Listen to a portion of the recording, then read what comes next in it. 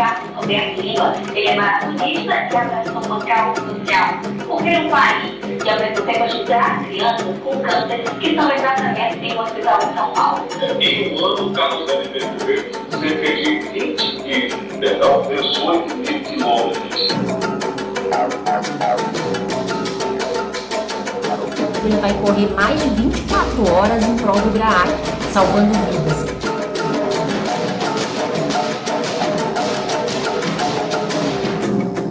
É um homem que corre mais longe que qualquer outro ser humano. Um super-humano com um poder assombroso.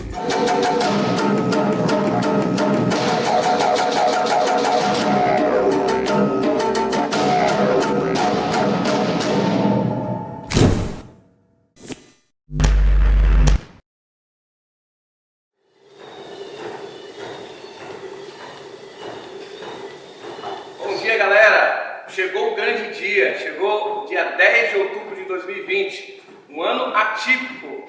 Está começando o desafio virtual 24 horas das capitais. Estou aqui em São Paulo, no Mercury, São Paulo, Vila Olímpia. Vou ficar aqui 24 horas, vou dando energia para vocês. Um beijo para todas as crianças desse Brasilzão. E vamos lá, vamos começar a correr. Vamos todo mundo transformar quilômetros em cura.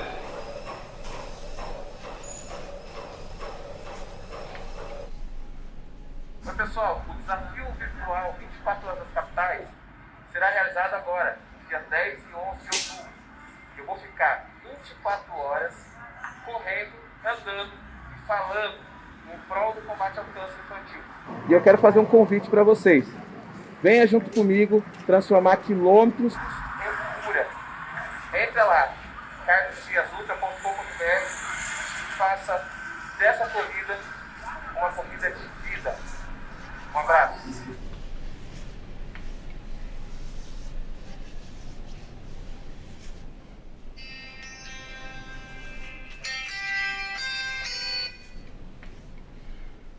Alô? Oi, filho. Tudo bem sim, e você?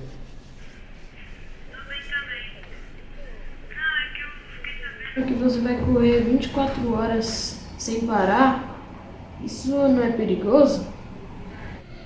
Não é não, filho. O pai se prepara bastante e também já correu bastante no mundo todo. Por que é tão importante para você fazer isso? É que eu fico preocupado.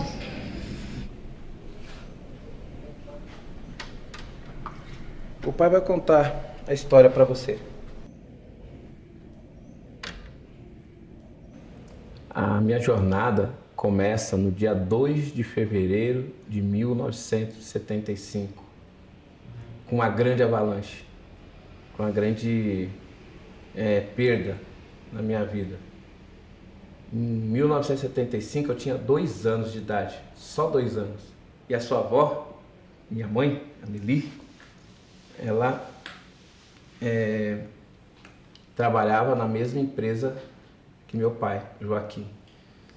E nesse dia 2 de fevereiro de 1975, às 20 horas, teve um assalto na empresa e meu pai foi assassinado.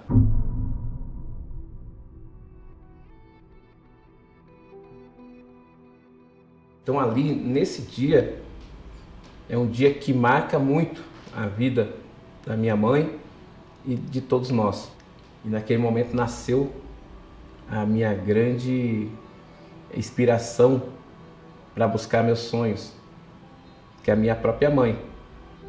E eu cresci sonhando, né? Tem até uma frase que eu falo que entre o sonho e a realização do sonho tem um espaço no meio, e esse espaço no meio é a minha vontade, o meu querer, o meu entusiasmo, o meu brilho no olho para buscar esse sonho. Então eu nunca perdi isso. Eu sempre tive esse brilho no olhar desde pequenininho.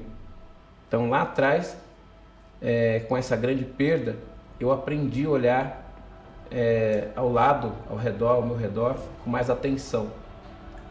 E ali brincando na rua sem saída, eu sempre sonhei em entrar no avião, o avião passava lá em cima, e eu falava assim, um dia eu vou entrar nesse avião e vou onde ele estiver para ver como que as crianças desse lugar onde ele está indo, como que elas brincam, como elas se relacionam.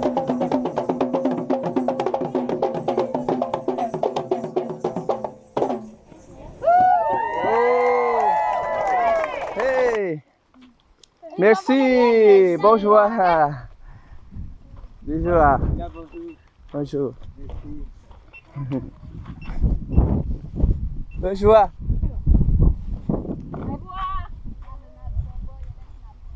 Povo lindo! Muito lindo esse povo de Madagascar. Tô feliz demais de estar aqui, aprendendo bastante com o sorriso desse povo. Tô me pegando aqui na minha época de infância, sempre eu me vejo na época de infância aqui em vários momentos. É um pé de manga, as mães com seus filhos ao redor, é o sorriso no rosto. Isso me lembra muito minha infância.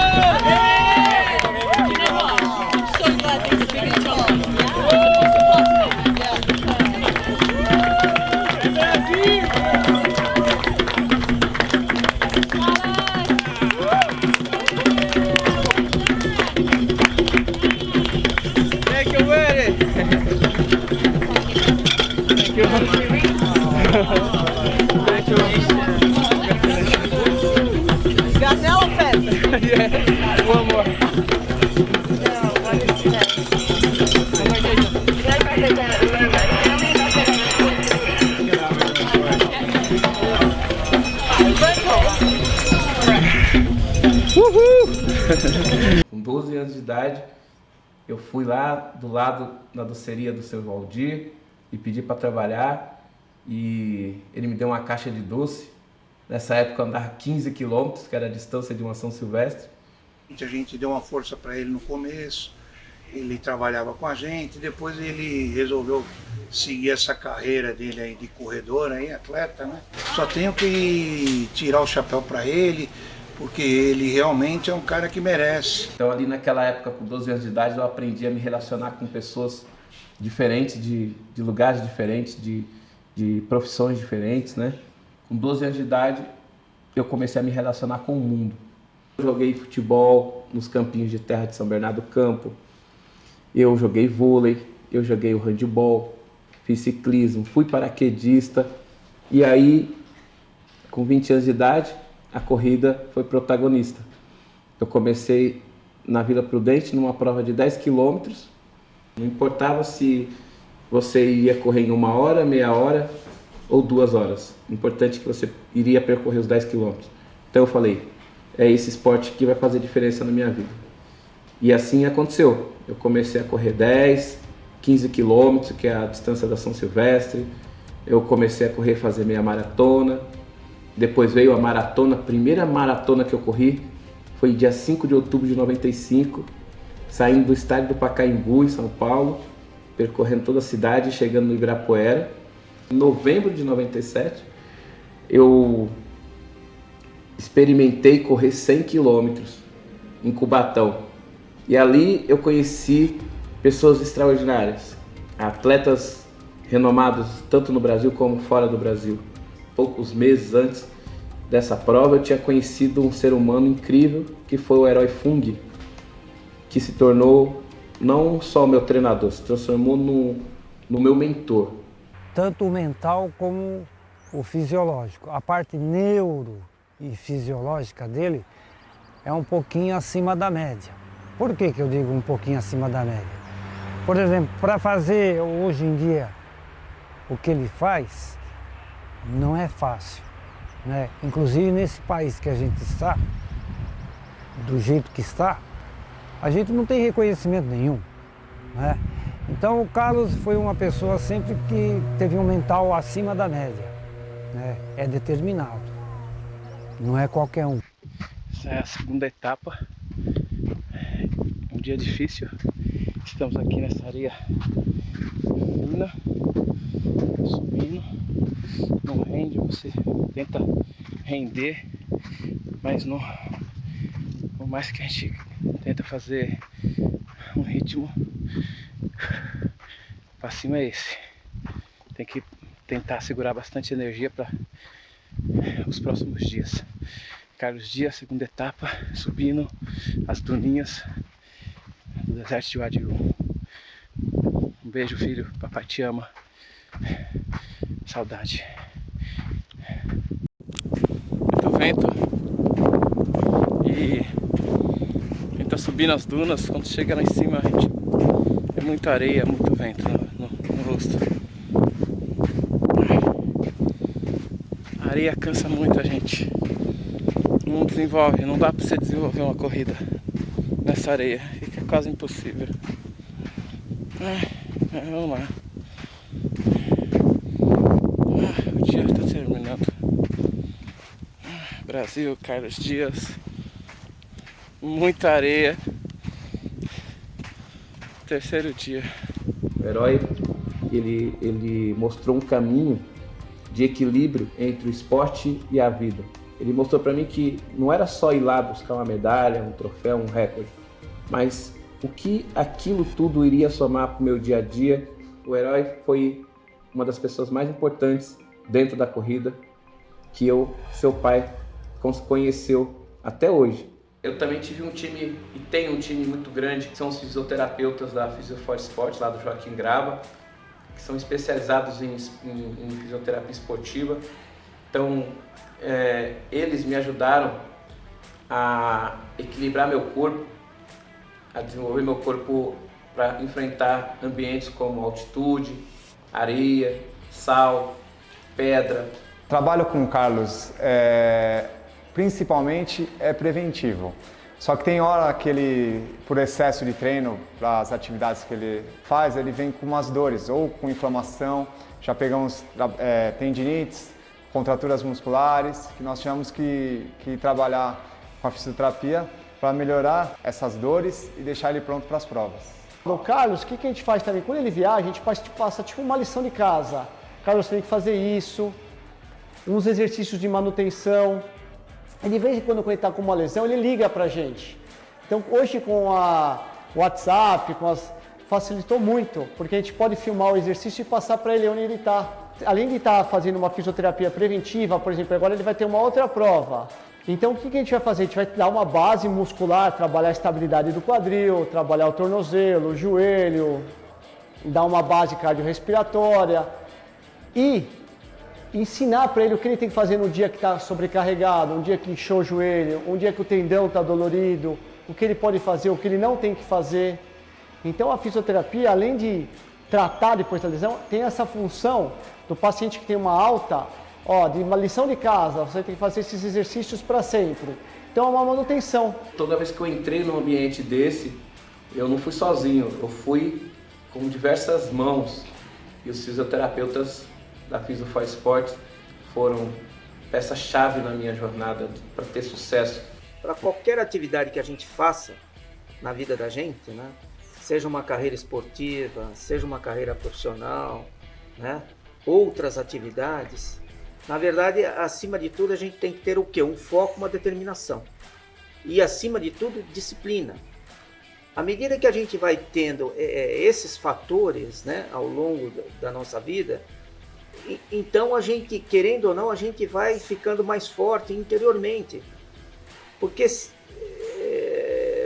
muitas vezes a gente fala, pô, mas o camarada está super bem treinado, só que chega em determinada prova, ele não vai bem, né? Em determinada competição.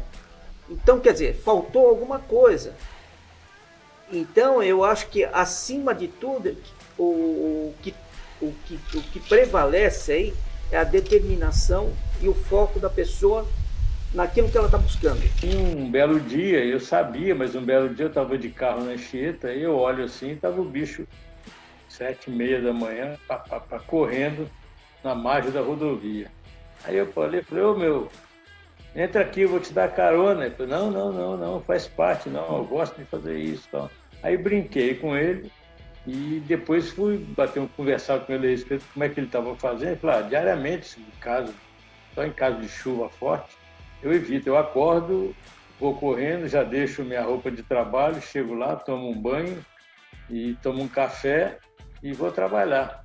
Falei, putz, grila, você vai longe, hein, cara? Meu Deus, parabéns. Tal. E o bicho foi longe, né? Depois eu fui correr no deserto do Arizona,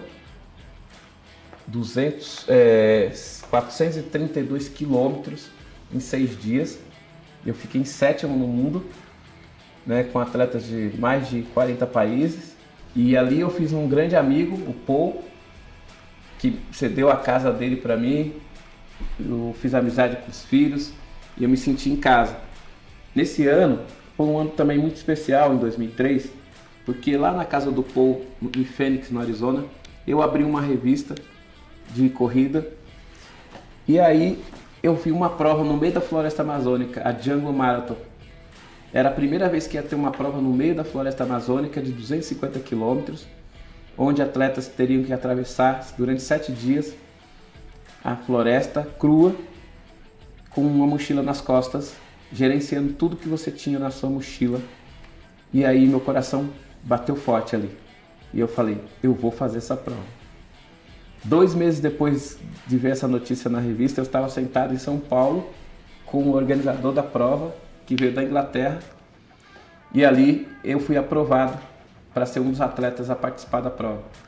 E estava eu lá em 2003, outubro de 2003, no meio da floresta amazônica, enfrentando formiga, cobra, onça, interagindo com as comunidades indígenas. Chorei muito quando eu me vi sozinho no meio da floresta. Ali foi o momento que eu me encontrei mais forte com Deus, que eu tive a presença divina mais presente assim. Eu e a natureza, durante horas sozinho ali, meditando no meio da maior floresta tropical do mundo. E assim foi. Depois da Amazônia, eu acabei fazendo ainda uma prova no meio da Chapada Diamantina, na Bahia, de 500 quilômetros. E logo depois, quem que nasceu? Vinícius. Vinícius Vertuan Dias, no dia 2 de janeiro de 2007. Eu ajudei a fazer o parto. Sua mãe ficou com você 9 meses na barriga. E aí eu falei para ela, então se você ficou 9 meses com ele na barriga, eu vou ajudar a puxar ele. E aí eu tive que convencer o médico, né, para poder ficar lá, para conseguir fazer o parto. Então seu pai segurou você no momento do seu nascimento.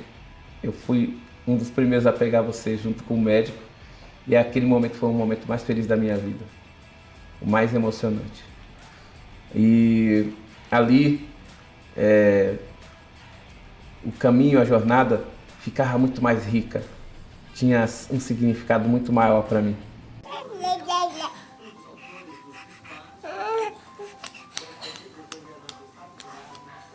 Sozinho ele tá.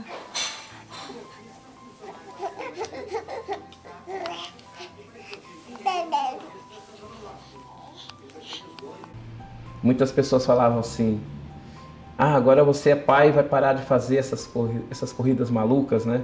De ir para o meio da natureza. Agora você vai parar, vai ficar mais quietinho. Aí eu falei assim, agora que eu vou correr mais ainda, vou buscar mais desafios, porque agora eu sou pai, né? Agora eu tenho um ser humano aqui para passar muita lição e aprender muito com ele. Então ali quando você nasceu, filho, eu peguei você no colo e olhei para o médico e falei, eu vou cruzar o Brasil do Oiapoque ao Chuí para agradecer esse momento. E foi o que aconteceu. No dia 27 de maio, depois de trocar a primeira fralda, dar o primeiro banho em você, ficar várias noites sem dormir, junto com você, dia 27 de maio de 2007, estava eu no Oiapoque com a mochila nas costas, e aí eu cruzei o Brasil inteiro correndo. Foram 9.000 quilômetros em 100 dias, entrou para o livro dos recordes brasileiros, e foi um momento mais lindo, que aí eu percorri o meu país com as minhas próprias pernas, eu consegui cruzar o meu país com as minhas próprias pernas e conhecer todas as suas nuances, belezas, suas mazelas, suas riquezas, suas pobrezas, e depois poder compartilhar isso, para poder compartilhar isso com você. Eu conheci o Carlos Dias no desafio 24 horas às capitais e ajudei na divulgação desse trabalho. Foi o meu primeiro contato com ultramaratonista e eu achei incrível a pessoa trabalhar, né, o desafio do corpo, mas eu percebi nas entrevistas que o principal mesmo era a mente. Em um dos posts que fizemos no Instagram, eu queria fazer uma referência aos pontos extremos do Brasil. Eu me lembrava do Oiapoque e Oxuí. Uma das pessoas que leu o post marcou o Carlos e comentou que ele já havia feito essa corrida. Eu fiquei muito surpreso, porque eu não conhecia a história do Carlos, e entrei em contato com ele para entender melhor. Mais legal do que a corrida foi saber que o Carlos corria pela cura, ele corria para ajudar o GRAAC. Terminando essa prova, terminando esse desafio, aí sim eu fui convidado a correr os 4 desertos mais extremos do planeta. Em 2008, o ano seguinte, eu já estava me preparando para correr lá do outro lado do mundo, na fronteira da China com a Mongólia, 250 km, 7 dias, mochila nas costas.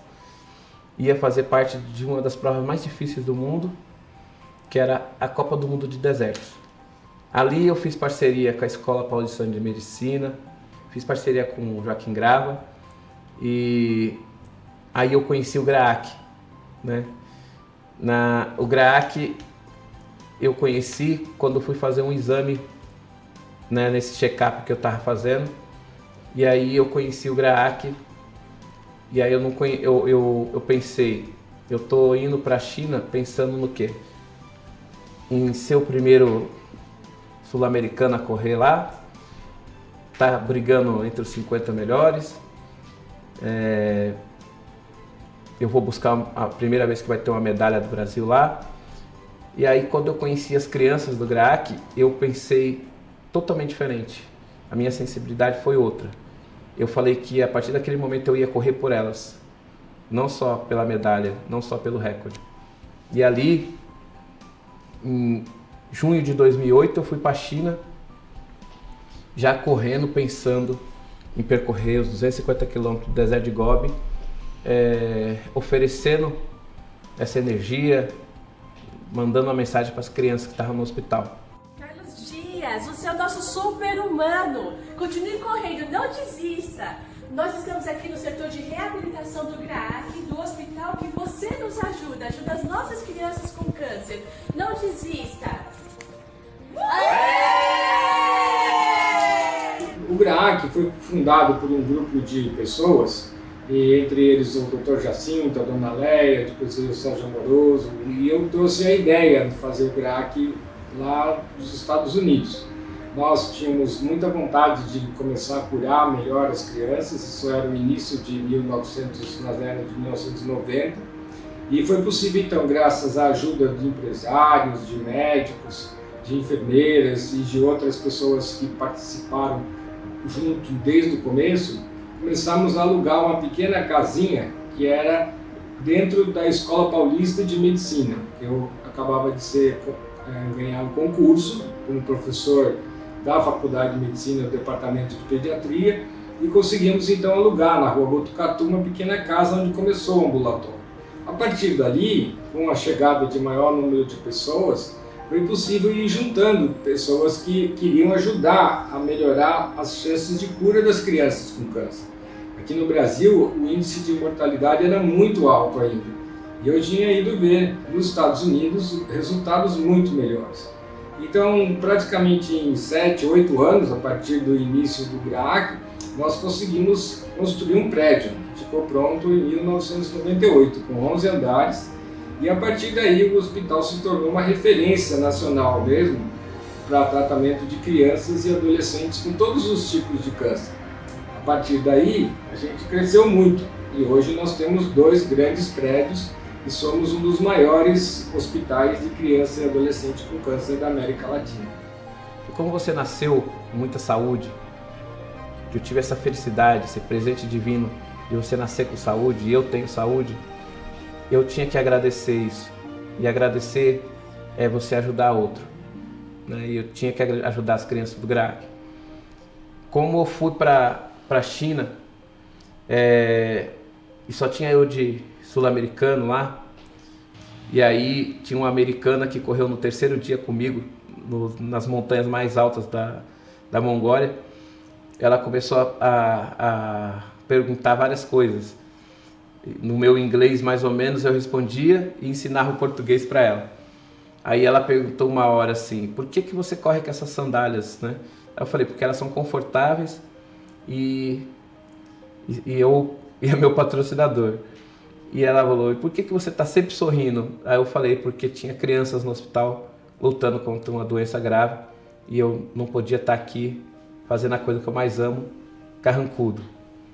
E aí, naquele deserto, o que me fez manter o meu ritmo foi lembrar das crianças brincando no hospital e lembrar das minhas brincadeiras com você. Ali eu completei o meu primeiro deserto. Ele faz um trabalho maravilhoso com crianças. Então ele faz a corrida e parte daquele valor arrecadado com os quilômetros é destinado às crianças com tumor. Ele participa também de diversos projetos no GRAAC, onde minha filha é tratada. E graças a Deus, neste ano de 2021, a Rebeca não tem mais tumor. E graças também a Deus e as verbas que nos ajudam nesse tratamento oncológico que é muito caro. E a mensagem que eu gostaria de deixar para todas as pessoas, para todos os familiares, pais que têm crianças com tumor, nunca desistam, não desistam por eles.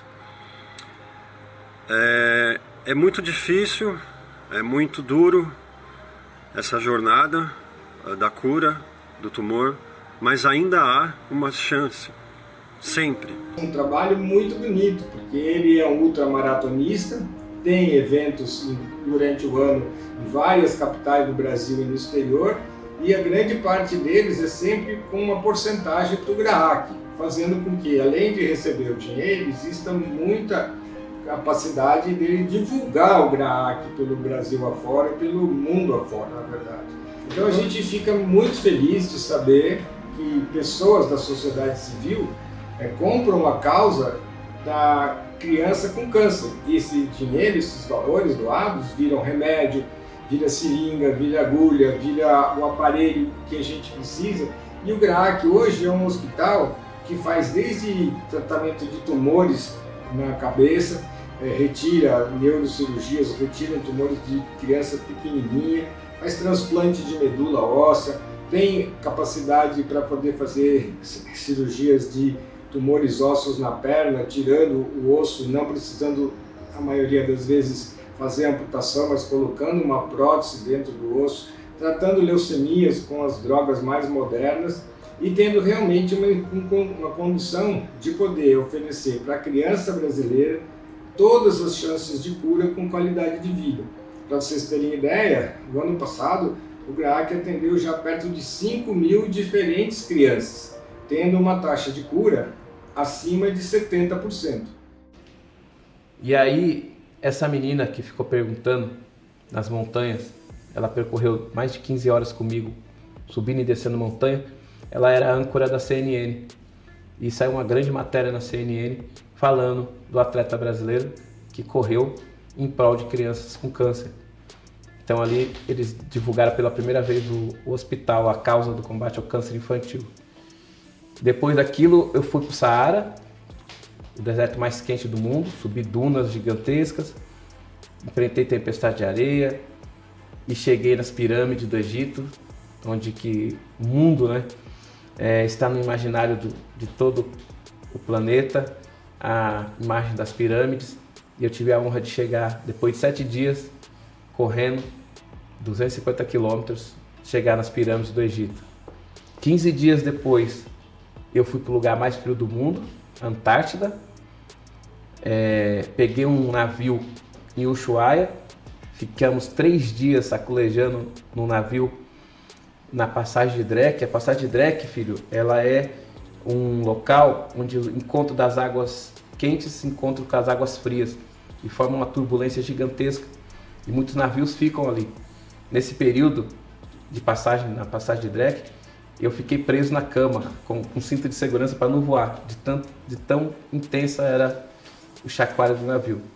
Mas depois que chegamos na Antártida, era uma imensidão de gelo, icebergs gigantescos, pinguins, e ali eu entrei num estado de flow. O que é um estado de flow? Eu entrei num estado de plenitude, de alegria, de felicidade de estar naquele ambiente, e eu consegui completar e ser o primeiro sul-americano a correr na Antártida.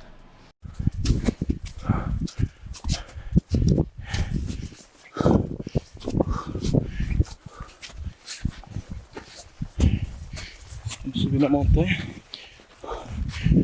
O ar é rarefeito. Tá frio, mas o que complica mais a respiração é o ar. Não conseguimos manter uma respiração e uma frequência.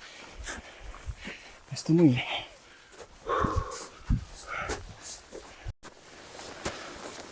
A subida da montanha tá acabando comigo. Essas... A gente fica caindo, levantando.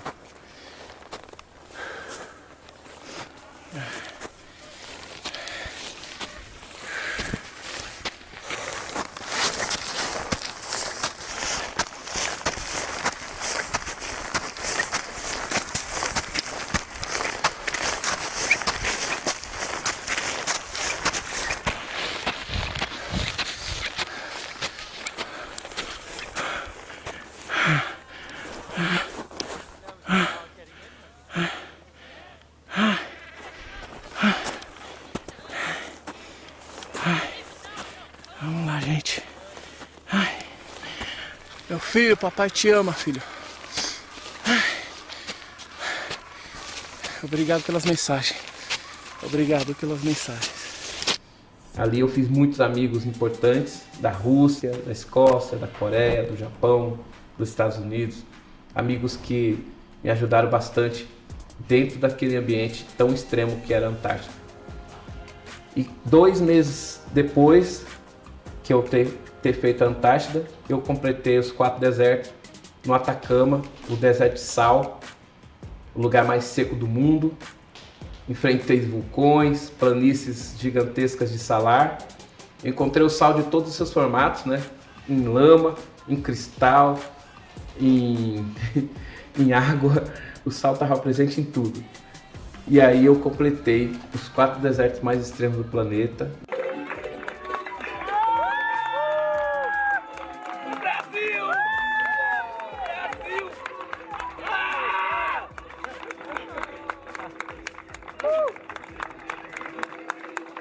Me tornei o primeiro sul-americano a correr nos 4 desertos mais extremos. Fiz amigos no mundo todo e foi uma grande honra. Ali, depois disso, eu ainda fui fazer o Nepal, a Annapurna, a 6.800 metros de altura.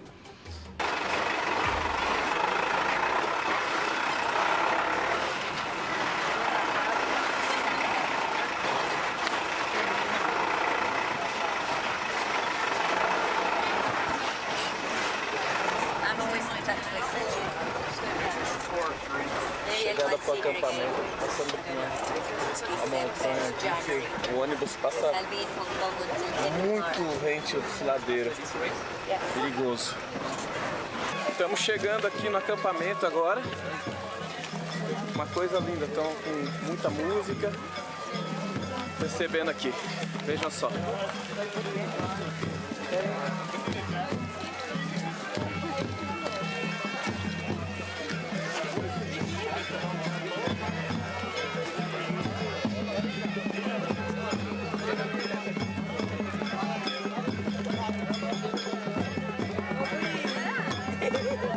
Namastê! Namastê! Namastê from Brasil! Brasil! Namastê!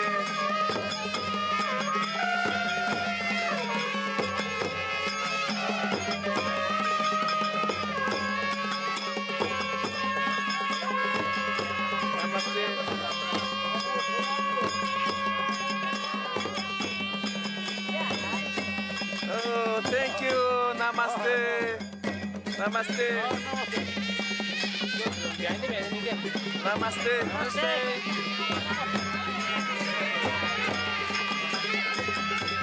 Namaste.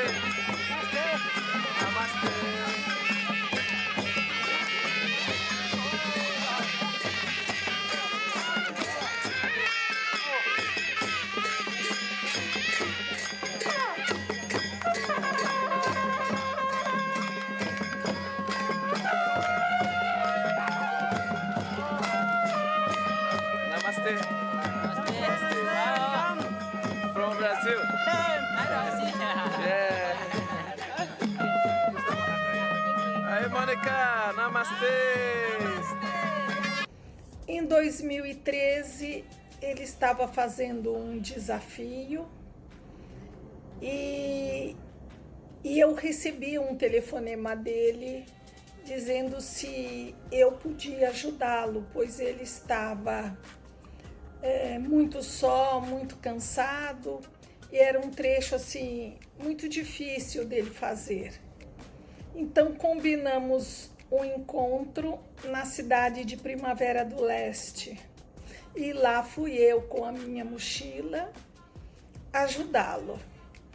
Creio que mais ou menos no terceiro dia ele estava assim já muito cansado, porque, claro, ele estava andando há mais tempo que eu.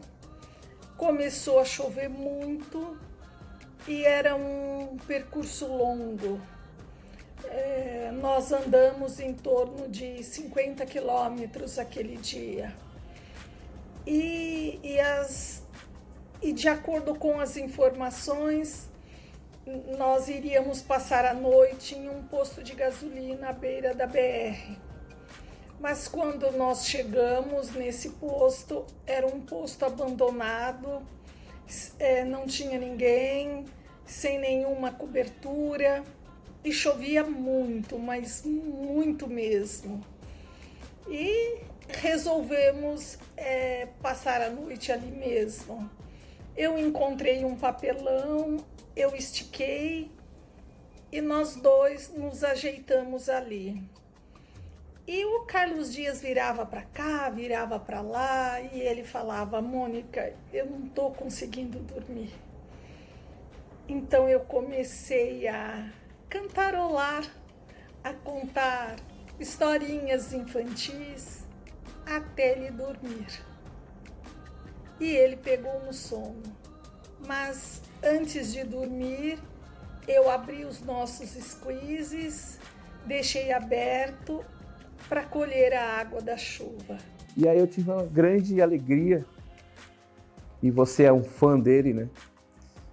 O Stan Lee da Marvel, né? O desenhista famoso Stan Lee, me escolheu como um dos super-humanos na América Latina, na modalidade corrida.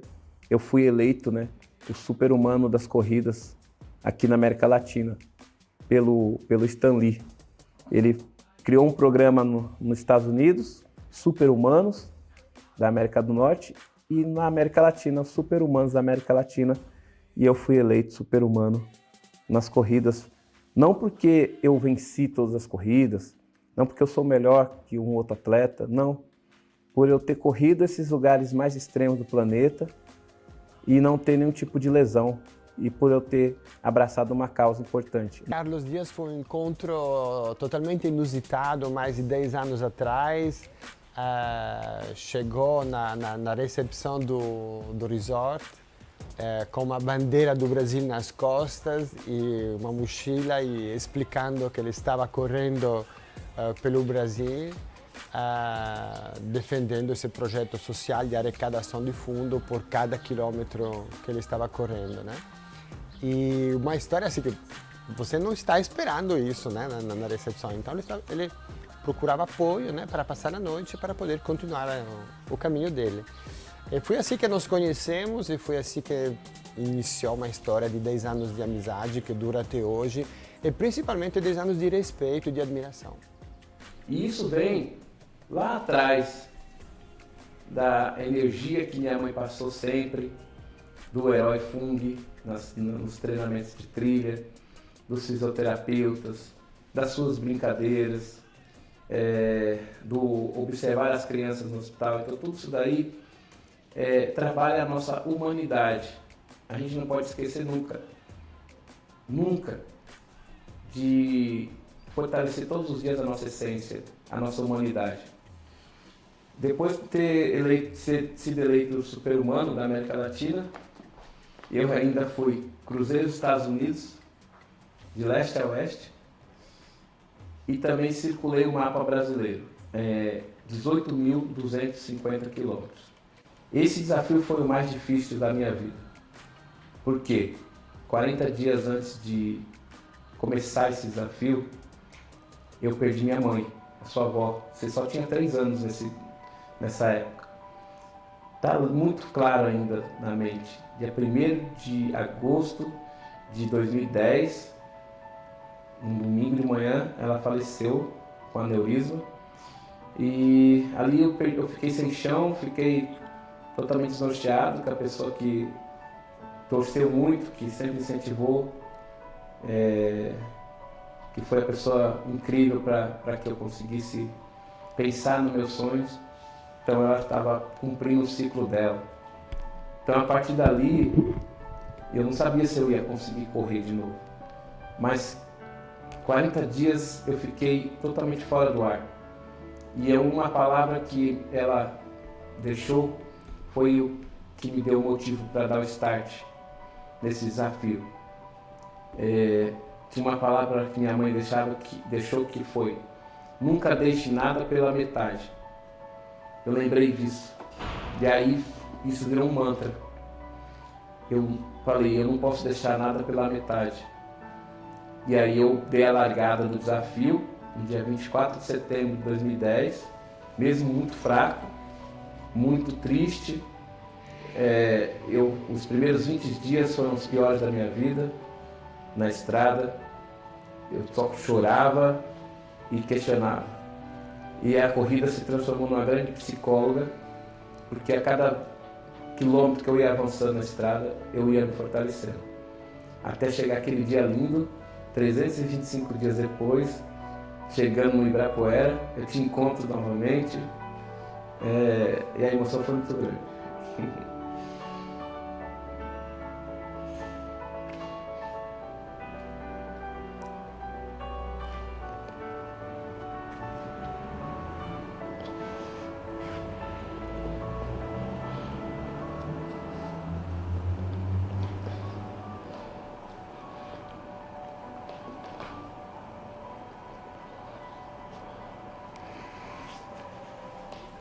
33 quilômetros para quem já percorreu 18.217. Para o Carlos Dias, esses últimos quilômetros de Barueri até o Parque do Ibirapuera são os mais difíceis por conta da emoção. A corrida final foi num ritmo bem lento e com paradas, para se refrescar e se acalmar. Ainda mais depois de 325 dias, o corpo está reclamando um pouquinho, né? E eu estou tentando segurar um pouquinho a ansiedade, ver meu filho, a emoção. Estou muito feliz de estar vendo essa recepção aqui em São Paulo, rever os amigos. Ser recepcionado com esse carinho é uma coisa única, né? Nas últimas horas antes da chegada, Carlos sentiu a vibração das pessoas e, ao som das buzinas, relembrou as dificuldades na estrada. Como não é uma busca de recorde, como não é uma busca de medalha, ter primeiro lugar, acho que o nosso recorde é fazer com que o povo brasileiro entenda que nós devemos sair do discurso e partir para a atitude. No Parque do Ibirapuera, Vinícius esperava o pai logo no portão. Vou buscar meu pai.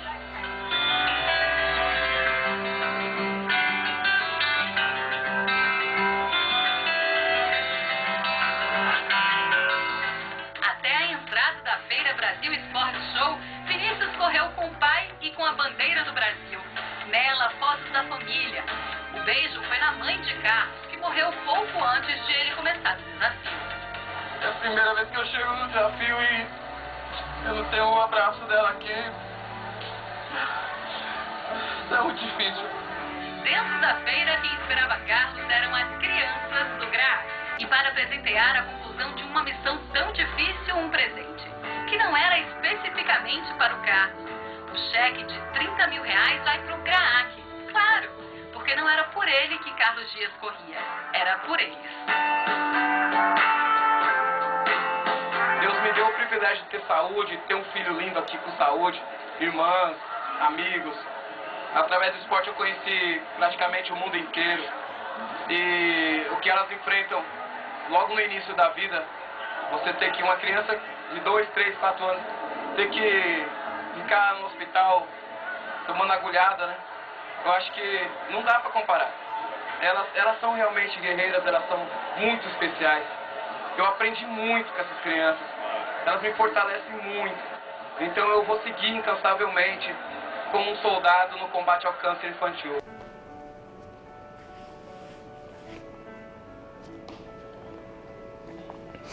E a emoção foi muito grande, porque quando eu cheguei no Ibirapuera e te vi,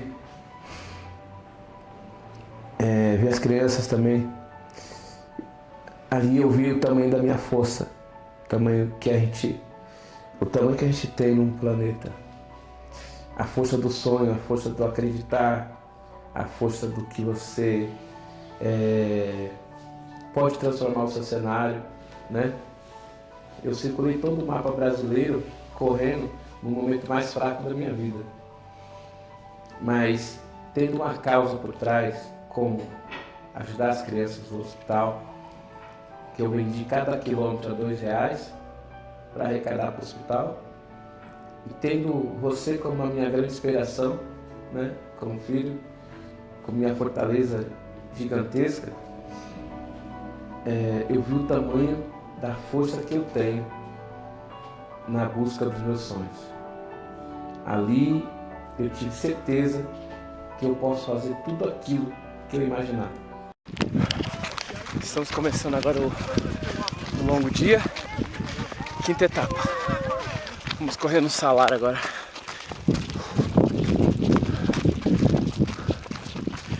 Início de dia, dia mais longo, mais difícil. Estamos indo.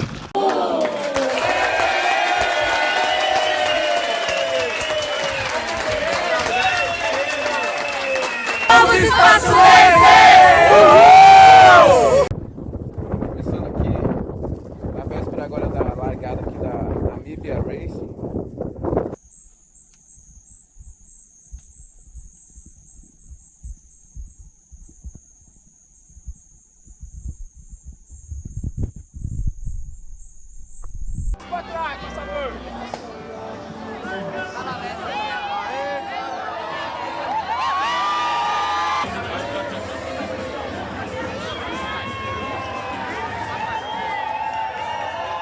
E hoje, mais de 148 mil quilômetros percorridos no mundo todo, eu sempre falo o seguinte: a gente não pode deixar de sonhar.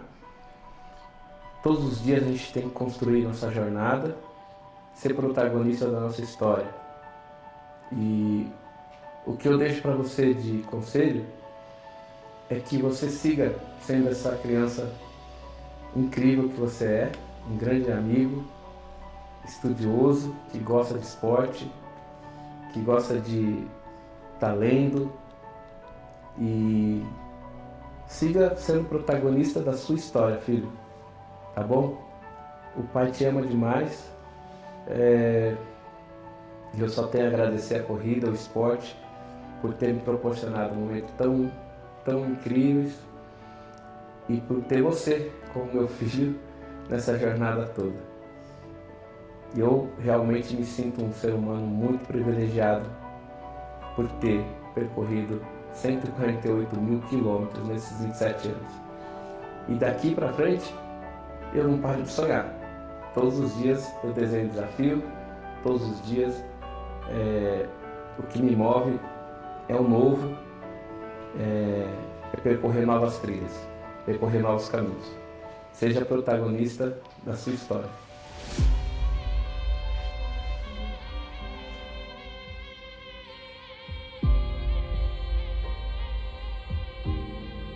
Sim! Vá! 3, 2, 1. Aê!